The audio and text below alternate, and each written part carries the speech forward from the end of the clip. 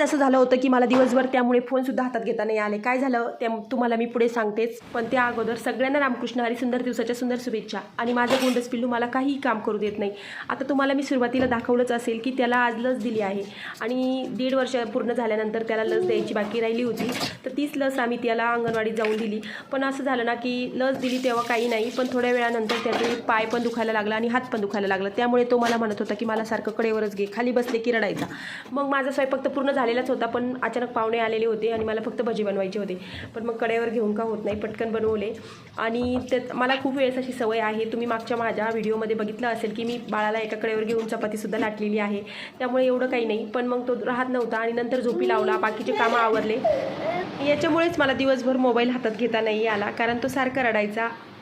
कामं आवरल्यानंतर आरशात बघितलं तर माझा अवतार असं काही झालं होतं आणि कपाळाला काहीही नाही, कारण खूप वेळेस मी टिकली लावली पण ती राहत नव्हती. पहिल्यांदा तुम्ही मला असं बघत आहात आणि म्हटलं चला स्वयंपाकाची तयारी करायची आहे, तोपर्यंत आईस्क्रीम खाऊन घेऊ. चला बाय. व्हिडिओ आवडला तर व्हिडिओला लाईक करा, चॅनलला नक्की सबस्क्राईब करा.